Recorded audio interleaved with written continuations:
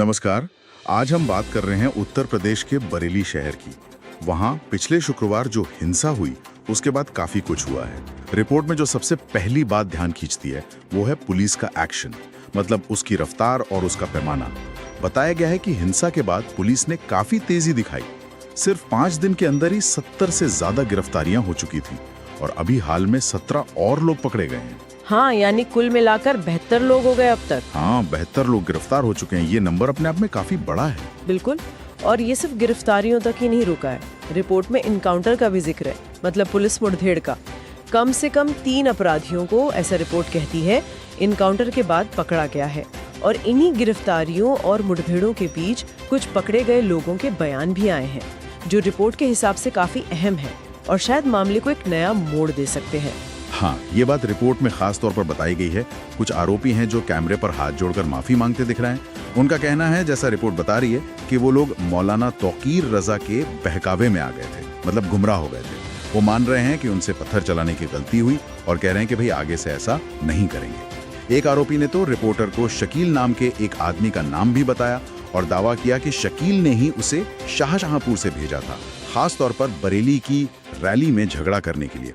ये अपने आप में एक बड़ा दावा है। निश्चित रूप से ये बयान बहुत महत्वपूर्ण है, क्योंकि ये सीधे सीधे मौलाना तौकीर रजा की भूमिका पर सवाल उठा रहे हैं।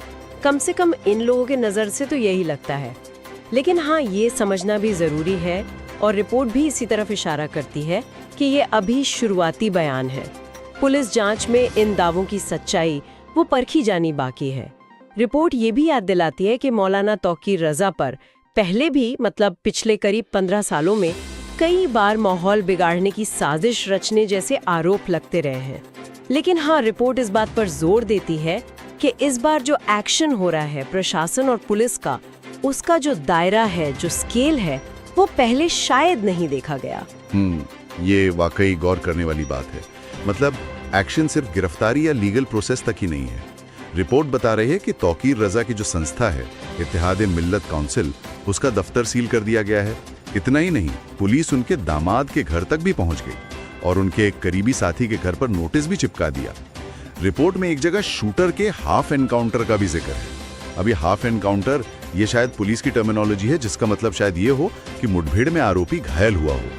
ये सब मिलाकर एक तरह से सख्त संदेश देने की कोशिश लग रही है। और इसी सख्ती का एक और पहलू है बुलडोजर का इस्तेमाल, जो आजकल यूपी में कानून व्यवस्था के मामलों में काफी सुनने को मिलता है।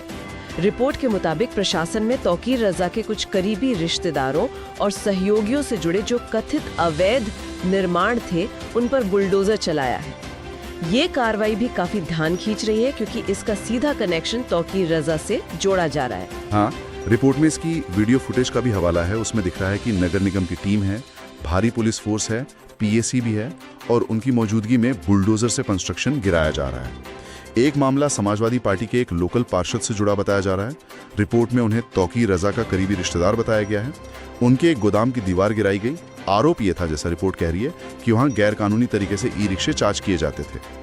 मतलब वो निर्माण अवैध था और उसका इस्तेमाल भी गलत काम के लिए हो रहा था। ऐसी ही कार्रवाई का जिक्र करती है। शहर में एक मजार है, उसके पास कोई शॉपिंग कॉम्प्लेक्स बना हुआ है, उस पर भी प्रशासन की नजर पड़ी। रिपोर्ट के अनुसार ये कॉम्प्लेक्स कथित तौर पर सरकारी नाले की जमीन पर बनाया गया था, तो प्रशासन ने उस पर निशान लगा दिए हैं, मतलब उसे अवैध निर्माण के तौर पर मार्क कर लिया है। हो सकता है आगे उस पर भी कार्रवाई हो। रिपोर्ट इस बात को हाईलाइट करती है कि तौकीर रजा से सीधे तौर पर जुड़े लोगों के निर्माण पर इस तरह की बुलडोजर कार्रवाई पहली बार हो रही है। ये शायद प्रशासन के बदलते हुए रवैये का संकेत है। इस पूरे मामले में एक और कह सकते हैं कि नाटकीय मोड़ तब आया जब पुलिस ने वो एंटी राइट गन बरामद कर ली, जिसे हिंसा के दौरान दंगाइयों ने कथित तौर पर छीन लिया था। ये पुलिस के लिए एक बड़ी कामयाबी मानी जा रही होगी।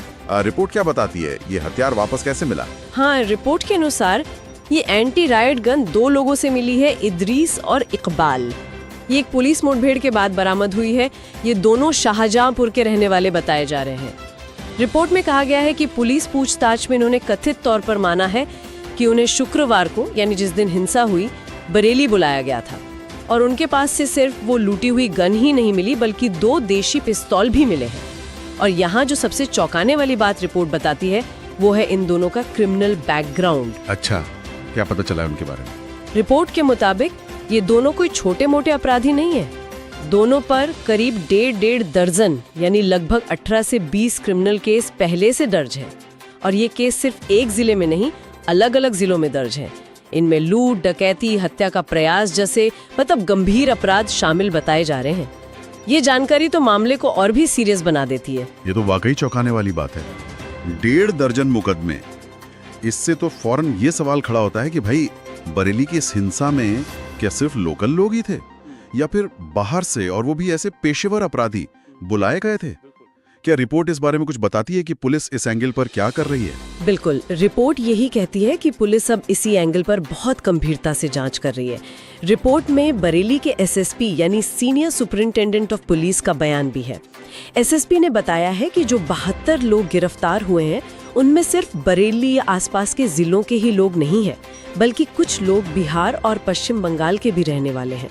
अब पुलिस इस बात की तह तक जाने की कोशिश कर रही है कि ये बाहर के लोग बरेली कब आए थे, यहाँ क्यों रह रहे थे, किसके पास रह रहे थे और शुक्रवार की हिंसा में इनका क्या रोल था। रिपोर्ट में एक ऐसे व्यक्ति का भी जिक्र है जिसके बारे में पता चला कि वो तो पिछले कई महीनों से बरेली में ही डेरा डाले हुए था। और लोगों को इकट्ठा करने के बारे में क्या जानकारी है? क्या ये सब एकदम अचानक हो गया? एसएसपी के हवाले से रिपोर्ट एक और महत्वपूर्ण बात बताती है।